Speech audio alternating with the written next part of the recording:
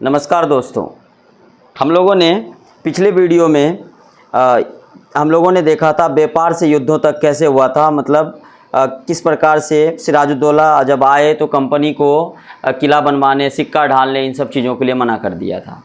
फिर राजस्व चुकाने से उनके जो निजी अफसर वगैरह जो निजी तौर पे कंपनी चलाते थे उन्होंने भी मना कर दिया था। तो इससे जो है मतभेद और भी ज़्यादा बढ़ गए। उसके पीछे फिर प्लासी का युद्ध उसके वजह से होना शुरू हो गया। क्या था प्लासी का युद्ध के पीछे की कहानी, देखिए।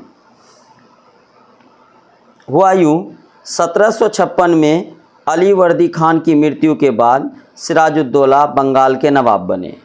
जैसे ही अलीवर्दी खान की मृत्यु हुए तो सिराजुद्दौला बंगाल के नवाब बने। अब कंपनी को सिराजुद्दौला की ताकत से काफ़ी भय था। कंपनी को सिराजुद्दौला की ताकत से काफ़ी भय था कि भैया सिराजुद्दौला और नवाब के तुलना में काफ़ी ख़तरनाक है ना। और नवाब को तो ये अलग ही समझते थे, क्योंकि सिराजुद्दौला की जगह कंपनी को एक ऐसा कठपुतली नवाब चाहती जो उसके व्यापारिक रियायतें और अन्य सुविधाएं आसानी से देने में आनाकानी ना करें। ये चाहते थे कि सिराजुद्दौला के जगह पे कोई और नवाब बने और ताकि मुझे किसी भी प्रकार की व्यापार में छूट आसानी से दे दे। मतलब कुल मिला के कठपुतली, हम जैसे बोले वैसे हमारे इशारों पे नाचे, ऐसा नवाब चाहते थे कंपनी वाले। पर सिराजुद्दौला बड़ा ख़तरनाक नवाब थे भैया, वो इनके बातों पे नहीं चलते थे। तो इन्होंने एक प्रयास किया कि सिराजुद्दौला की कोई भी प्रतिद्वंदी किसी को भी नवाब बना दिया जाए। कंपनी ने ऐसा एक प्रयास किया कि भैया क्यों ना सिराजुद्दौला का ही कोई आदमी हो जो बहुत उनके चाहते हो, उनको ही एक नवाब बना दिया जाए। लेकिन इस काम में कंपनी को कामयाबी नहीं मिली। ये जो सोच रखा था कि किसी तरह हम इन्हीं की कोई प्रतिद्वंदी हो, यानी कोई भी इसकी करीबी या कोई भी ऐसा व्यक्ति हो जिनको हम नवाब बना दें, पर इस चाल में ये कंपनी वाले यानी अंग्रेज़ कामयाब नहीं हुए। जवाब में सिराजुद्दौला ने हुक्म दिया कि कंपनी उसके राज्य के राजनीतिक मामलों में टांग अड़ाना बंद कर दें। जवाब में कहा कि भैया हमारे राज्य के जो राजनीतिक मामला है उसमें आप जो है कंपनी वाले टांग अड़ाना बंद कर दो। पहली बात, किलेबंदी रोकें, पहले तो किलेबंदी रोक दो भैया, और बाकायदा राजस्व चुकाएं। एक तो राजनीतिक मामलों में टांग अड़ाना बंद कर दो, किलाबंदी रोक दो, राजस्व प्यार से जाके चुकाओ भैया। राजस्व मतलब टैक्स लगान प्यार से चुकाओ बस, और हम कुछ नहीं जानते। ऐसा सिराजुद्दौला ने कहा कंपनी वालों से। जब दोनों पक्ष पीछे हटने को तैयार नहीं हुए तो अपने 30,000 सिपाहियों के साथ नवाब ने कासिम बाज़ार में स्थित इंग्लिश फैक्ट्री पर हमला बोल दिया। अब ये दोनों पक्ष पीछे नहीं हट रहे थे भैया, अंग्रेज मान नहीं रहे थे कंपनी वाले। इन्होंने क्या किया, सिराजुद्दौला ने 30,000 अपना सैनिक लेकर के उनके जो इंग्लिश फैक्ट्री थे कासिम बाज़ार में स्थित, वहाँ पे जाके हमला कर दिया। नवाब की फ़ौजों ने कंपनी के अफसरों को गिरफ्तार कर लिया। कंपनी के जो भी अफसर थे उनको इन्होंने गिरफ्तार कर लिया नवाब की फ़ौजों ने। गोदाम पर ताला डाल दिया, जो भी गोदाम थे अंग्रेज़ों का कंपनी का, उन पे ताला लगा दिया। अंग्रेज़ों के हथियार छीन लिए, अंग्रेज़ों के हथियार भी छीन लिया। अंग्रेजी जहाज़ों को घेरे में ले लिया। जो भी अंग्रेज़ों के जहाज़ थे उनको अपने घेरे में ले लिया इन्होंने, सिराजुद्दौला की सेनाओं ने। अब इसके बाद नवाब ने कंपनी के कोलकाता स्थित किले पर कब्जे के लिए उधर रुख कर दिया।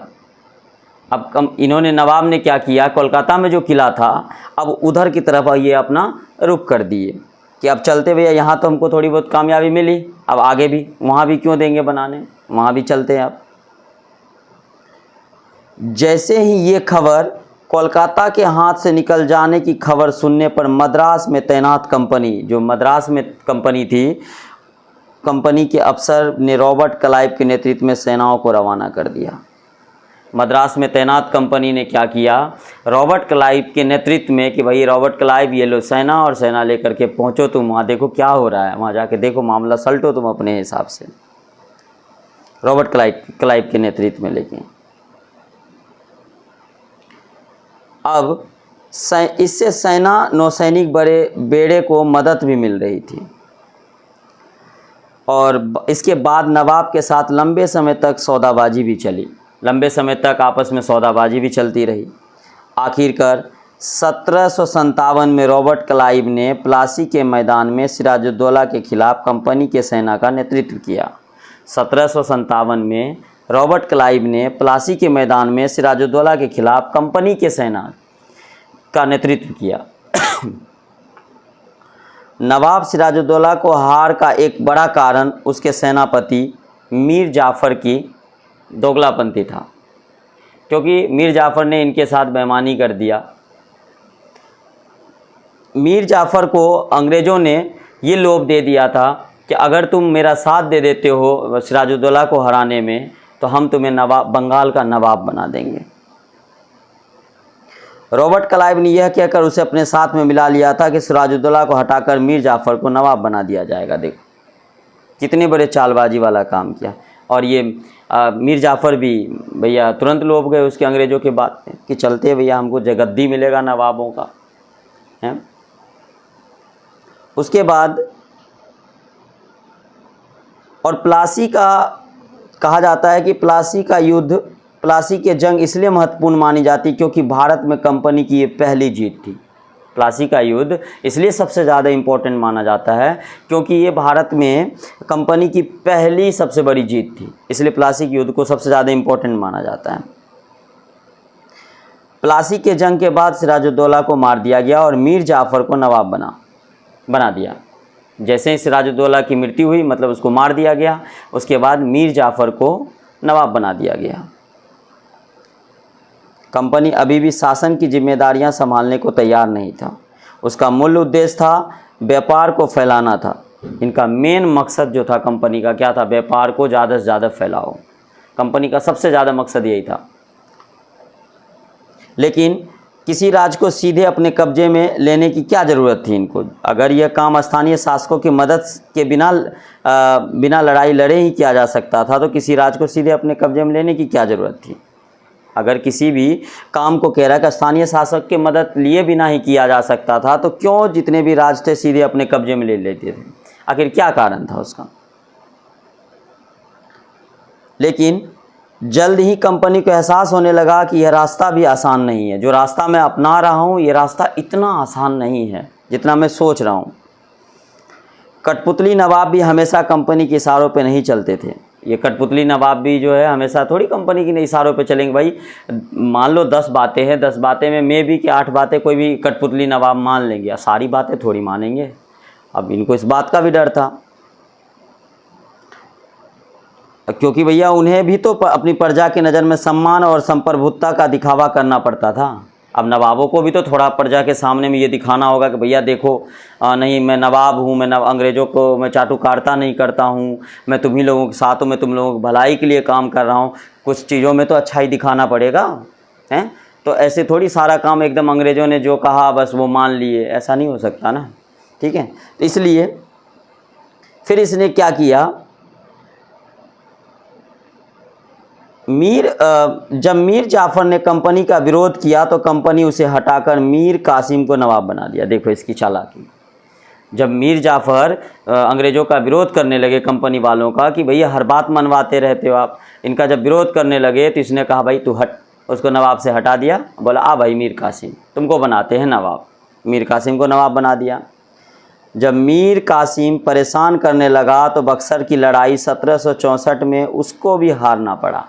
अब मीर कासिम भी परेशान करने लगा कंपनी को। आखिर में 1764 में बक्सर की लड़ाई में उसे हारना पड़ा। याद रखेंगे बक्सर की लड़ाई कब हुई थी? 1764। ये भी इम्पोर्टेंट पॉइंट है। और उसे बंगाल से बाहर कर दिया गया और मीर जाफ़र को दोबारा नवाब बना दिया गया। देखो अब मीर कासिम को भी फिर 1764 में बक्सर की लड़ाई में हार का सामना करना पड़ा। फिर जब वो हार गए तो उसको भी खदेड़ दिया, यहाँ से खदेड़ने के बाद बंगाल से बाहर ही कर दिया बिल्कुल। अब फिर किसको बनाया? दोबारा से मीर जाफ़र को बना दिया कि भाई आ जाओ फिर से बनो, हम माफ़ी मांगते हैं, थोड़ा बहुत हो गया था अनबन, हम दोबारा तुमको नवाब बना रहे हैं। ठीक है, अब नवाब दोबारा जब बनाया तो अब नवाब को हर महीने 5 लाख रुपए कंपनी को चुकाने थे। कहा ठीक है अब नवाब बनाएंगे दोबारा से, लेकिन 5 लाख रुपए जो है कंपनी को चुकाने पड़ेंगे हर बार। बोला अच्छा 5 लाख रुपए हर महीने चुकाने हैं। कंपनी अपने सैनिक खर्चों से निपटने, व्यापारिक ज़रूरतों तथा अन्य खर्चों को पूरा करने के लिए और पैसा चाहती थी। कंपनी चाहती थी कि भैया हम ये व्यापारिक ज़रूरतें जितने भी हैं, सैनिक को हम चला रहे हैं, उनके रख रखाव, इन सब चीज़ों से कैसे निपटेंगे, लाओ भाई और पैसा दो हमको, मंथली कम से कम महीने का जो है 5 लाख रुपए चाहिए। कंपनी और ज़्यादा इलाके तथा ज़्यादा कमाई चाहती थी। कंपनी चाहते जितना ज़्यादा इलाका हमारे कब्जे में हो सके कर लूँ, और ज़्यादा जितना ज़्यादा कमाई हो सके जी भर के कमाई कर लूँ, ये कंपनी का इरादा था। हुआ फिर इसके बाद 1765 में जब मीर जाफ़र की मृत्यु हुई तब कंपनी के इरादे बदल चुके थे। जैसे ही 1765 में, मीर जाफ़र की मृत्यु कब हुई याद रखेंगे, 1765 में, जैसे ही उसकी मृत्यु हुई तो इस कंपनी के इरादे बदल गए। अब ये सोचने लगे कि यार कठपुतली नवाबों के साथ साथ अपने ख़राब अनुभव को देखते हुए क्लाइव ने ऐलान किया कि अब हम खुद ही नवाब बनना पड़ेगा। अब इसने सोचा कि ये कठपुतली नवाब के साथ जो हमारा रिलेशन रहा, संबंध रहा, वो ठीक ठाक नहीं चला, इससे अच्छा अब हमें खुद ही नवाब बनना पड़ेगा, ये पूरा बागडोर अब हमें ही संभालना पड़ेगा। इम्पॉर्टेंट बात कि सिराजुद्दौला आए, कंपनी को अच्छे से भड़का दिया। फिर इन्होंने सोचा किसी तरह सिराजुद्दौला को हरा दिया जाए तो फिर किसी और को कठपुतली नवाब बनाएंगे। सिराजुद्दौला को मार दिया गया, फिर मीर जाफ़र को बनाया गया। मीर जाफ़र फिर उनके बातों पे अमल नहीं कर पाए ज़्यादा टाइम, फिर उन्होंने भी अंग्रेज़ों का विरोध करना शुरू कर दिया। जब अंग्रेज़ों का विरोध उन्होंने भी करना शुरू किया तो दोबारा से फिर इन्होंने क्या किया, मीर कासिम को दोबारा फिर बंगाल का नवाब बना दिया। फिर जब मीर कासिम ने भी विरोध करना स्टार्ट किया तो फिर से मीर जाफ़र को उठा के ला के नवाब बना दिया, लेकिन इस बार शर्त कर दिया कि भैया हर महीने 5 लाख रुपए देना है तुमको। फिर हम कहाँ से ये सैन्य खर्चा वगैरह जितने भी व्यापार बिजनेस कर रहे हैं ये सब कहाँ से उठाएंगे हम खर्चा, ठीक है। लास्ट में हुआ यूँ कि आखिरकार 1765 में मुग़ल सम्राट ने कंपनी को ही बंगाल प्रांत का दीवान नियुक्त कर दिया। फाइनली 1765 में मुग़ल सम्राट ने कंपनी को ही बंगाल का नवाब घोषित कर दिया कि भैया अब तू ही सही है, तुम ही बने रहो नवाब बंगाल का। फिर दीवानी मिलने के कारण कंपनी को बंगाल के विशाल राजस्व संसाधनों पर नियंत्रण मिल गया था। अब जैसे ही इसको भाई सत्ता मिला नवाबों का कि भैया अब तुम नवाब बंगाल को तुम ही संभालोगे, अब इसको जो विशाल राजस्व से सबसे बड़ा जो टैक्स मिलता था वहाँ से, इन सब पे अब कंपनी का दबदबा हो गया। उनके बड़े बड़े संसाधनों पे अब कंपनी के राजस्व लिया करते थे। देखो तमाशा, देखो कि इस प्रकार से अंग्रेज़ धीरे धीरे अपना तमाशा बनाया जा रहा है और कैसे लूटने का एक तरीका अपना रहा है धीरे धीरे करके। अब फिर धीरे धीरे करके 18वीं सदी के शुरुआत से ही भारत के साथ उसका व्यापार बढ़ता जा रहा था। अब इसका व्यापार धीरे धीरे बढ़ता जा रहा था 18वीं सदी की शुरुआत से ही। भारत से ज़्यादातर चीज़ें ब्रिटेन से लाए गए सोने और चांदी के बदले में खरीदनी पड़ती थी। ब्रिटेन से जो भी सोने चांदी लाए गए सोने और चांदी के बदले में खरीदनी पड़ती थी। इसकी वजह से उस समय ब्रिटेन के पास भारत में बेचने के लिए कोई चीज़ नहीं थी। इसके वजह से ब्रिटेन के पास भारत में बेचने के लिए कोई चीज़ नहीं थी। अब प्लासी के जंग के बाद ब्रिटेन के सोने की निकासी कम होने लगी और बंगाल की दीवानी मिलने के बाद ब्रिटेन से सेना लाने की ज़रूरत ही नहीं रही। अब भारत में होने वाली आमदनी के सहारे कंपनी अपने खर्चे चला सकती थी। इस कमाई से कंपनी भारत में सूती और रेशमी कपड़े खरीद सकती थी, अपनी फ़ौजों को संभाल सकती थी और कलकत्ते में किलों और दफ्तरों के निर्माण में लागत उठा सकती थी। अब इतने सारे फ़ायदे थे इनको कि ये सारे काम, रेशम कपड़ा खरीद सकते थे और कलकत्ता में किले, दफ्तरों, इन सब चीज़ों का निर्माण कर सकते थे इन लागतों से, ये सब कर सकते थे। अब जैसे ही कंपनी के नवाब अफसर बन बैठे, तब क्या हुआ इस बात को हम लोग जानते हैं। प्लासी के युद्ध के बाद बंगाल के असली नवाब को इस बात के लिए बाध्य कर दिया गया कि वो कंपनी के अफसरों को निजी तोहफे के तौर पर ज़मीन और बहुत सारा पैसा दे। प्लासी के युद्ध के बाद बंगाल के नवाब को इस बात के लिए मजबूर कर दिया गया कि कंपनी के अफसर को निजी तोहफे के तौर पर ज़मीन और बहुत सारा पैसा दो भैया, समझे। मतलब कहा कंपनी के नवाबों को बोला कि भैया कंपनी को जो है मजबूर कर दिया, मतलब कंपनी को बहुत सारा ज़मीन और बहुत सारे पैसे चाहिए, सिंपल सी बात। खुद रॉबर्ट क्लाइव ने ही भारत में बेहिसाब दौलत जमा कर ली थी। अब रॉबर्ट क्लाइव ने भारत में बेहिसाब दौलत जमा कर लिया था, बहुत ज़्यादा दौलत। 1743 में जब इंग्लैंड से मद्रास आया था तो उसकी उम्र 18 साल थी। 1743 में जब रॉबर्ट क्लाइव जब भारत में आया था, उस समय इंग्लैंड से मतलब मद्रास आया था कुल मिलाकर के, तो सोचो उस समय उसका एज कितना था, 18 साल थी। और 1767 में जब वो 2 बार गवर्नर बनने के बाद हमेशा के लिए भारत से रवाना हुआ तो उसकी दौलत थी 4,01,102 पाउंड, 4,01,102 पाउंड के बराबर थी। सबसे इंटरेस्टिंग बात यह है कि भैया गवर्नर अपने दूसरे कार्यकाल में उसे कंपनी के भीतर फैले भ्रष्टाचार को ख़त्म करने का काम सौंपा गया था। गवर्नर को कंपनी के अंदर जितने भी करप्ट लोग थे या भ्रष्टाचार फैला हुआ था उनको ख़त्म करने की जिम्मेदारी सौंपी गई थी, लेकिन ऐसा हुआ नहीं कुछ। 1772 में ब्रिटिश संसद में उसे खुद भ्रष्टाचार के आरोप में अपनी सफाई देनी पड़ी थी। उल्टा जिसको सौंपा गया था उसको खुद ही उसको कहा था कि जाओ देखो भैया भ्रष्टाचार हमारी कंपनी के भीतर ही है, उनको देखो, देख रेख करो, हमको बताओ। लेकिन ऐसा हुआ उल्टा उसी पे इल्ज़ाम लग गया, उनको खुद सफाई देना पड़ा कि हम भ्रष्टाचारी हैं या नहीं हैं इस मामले में। 1774 में उसे आत्महत्या कर ली। भ्रष्टाचार को आरोप उस पर लगा, बड़ी तो कर दिया था भ्रष्टाचार से, लेकिन फिर भी 1764 में इसने आत्महत्या कर लिया। 1774 में रॉबर्ट क्लाइव ने क्या कर लिया, आत्महत्या कर लिया था।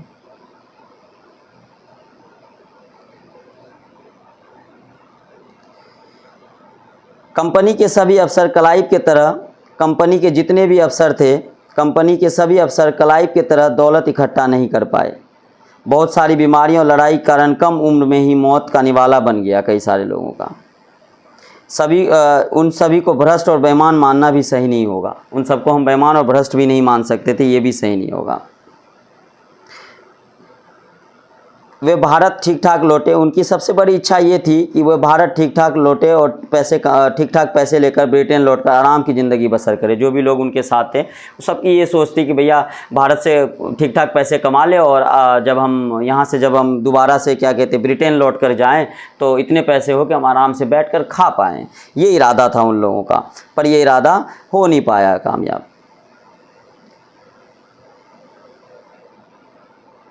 क्या हुआ इनके साथ फिर, कंपनी का फैलता शासन, कंपनी धीरे धीरे, अब हम इस टॉपिक की बात करेंगे, कंपनी का फैलता शासन। बक्सर की लड़ाई 1764 के बाद कंपनी ने भारतीय रियासतों में रेजिडेंट तैनात कर दिए और ये कंपनी के राजनीतिक या व्यावसायिक प्रतिनिधि होते थे। रेजिडेंट तैनात कर दिया और कंपनी की राजनीतिक और व्यावसायिक प्रतिनिधि होते थे रेजिडेंट। रेजिडेंट के माध्यम से कंपनी के अधिकारी भारतीय राज्यों के भीतरी मामलों में भी दखल देने लगे थे। अब रेजिडेंट के माध्यम से कंपनी के जितने भी आदमी थे वो भारत के राज्यों में भी दखल देना शुरू कर दिया। अंदरूनी मामला कोई भी भारत के होते थे राज्यों में, उनमें भी इन्होंने दखल देना स्टार्ट कर दिया था। अगला राज कौन होगा, किस पद पर किसको बिठाया जाएगा, इस तरह की चीज़ें कंपनी के अफसर तय करना चाहते थे। अगला राज कौन होगा, किस पद पे किसको बैठाया जाएगा, ये भी कंपनी तय करने लग गए। देखो धीरे धीरे देखो कैसे किस प्रकार से इन्होंने अपना पूरी तरह से हर तरफ से जो है ना सत्ता कायम करने की पुरजोर कोशिश कर रहे हैं भाई, और करते जा रहे हैं धीरे धीरे। ऐसा नहीं नाकामयाब हो रहे, कामयाब होते जा रहे धीरे धीरे करके। कई बार कंपनी ने रियायतें पर सहायक संधि भी थोप दी। कुछ ऐसी सहायक संधि भी छूट पे डाल दी कि रियायतें कब किसको मिलेंगे।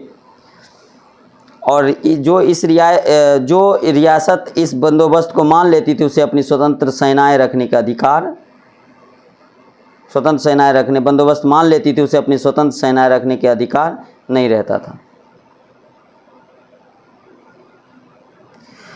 उसे कंपनी की तरफ से सुरक्षा मिलती थी और सहायक सेना के रखरखाव के लिए वह कंपनी को पैसा देती थी। मतलब कंपनी की तरफ से उनको सुरक्षा भी मिलती थी और सहायक सेना के रखरखाव के लिए उन्हें पैसा देती थी कि भैया हमारे चीज़ें को सही से रखो, ठीक है।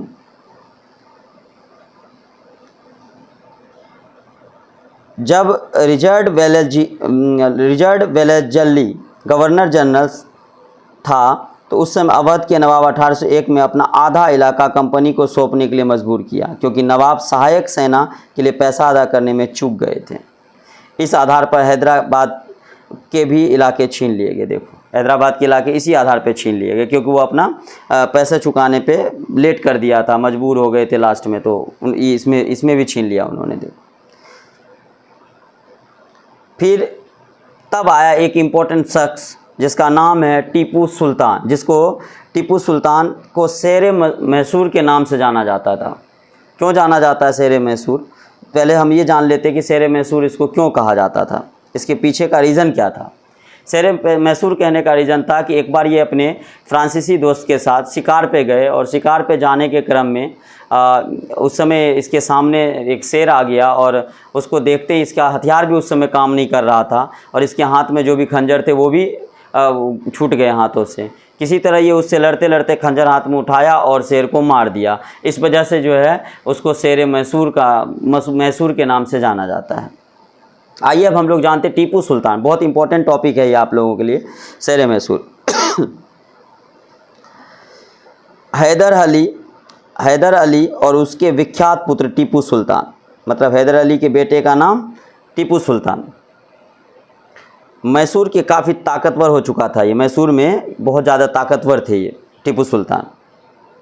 मालाबार तट पर होने वाले व्यापार मैसूर रियासत के नियंत्रण में था, जहां कंपनी काली मिर्च इलायची खरीदती थी।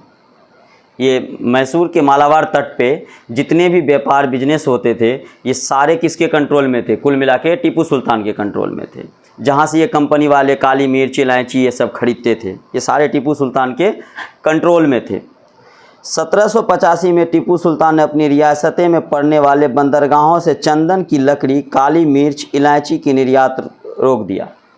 बोला ये सब सामान जो आप चंदन की लकड़ी, बंदरगाह मतलब होता है जो जैसे रेलवे स्टेशन पे ट्रेन रुकती है जहाँ पे उसको रेलवे स्टेशन बोलते हैं, जहाँ बस रुकती है उसको बस स्टॉप या बस स्टेशन बोलते हैं। उसी तरह जहाँ समुद्री जहाज़ रुकते हैं उसको बंदरगाह कहा जाता है। तो बंदरगाह, जिस बंदरगाह से ये लोग जो चंदन की लकड़ी, काली मिर्च, इलायची ये सब खरीदते थे, इस पर रोक लगा दिया कि नहीं खरीद सकते। किन्होंने रोक लगा दिया? टीपू सुल्तान ने। सुल्तान ने स्थानीय सौदागर को भी कंपनी के साथ कारोबार करने से रोक दिया। बोला भैया कंपनी के साथ भी तुम सौदा नहीं करोगे, बिजनेस नहीं करोगे। जो लोकल जितने भी सौदागर थे उनको बोला कंपनी के साथ कोई बिजनेस नहीं करोगे, बिल्कुल कोई डीलिंग नहीं होना चाहिए उनके साथ, कोई डील नहीं।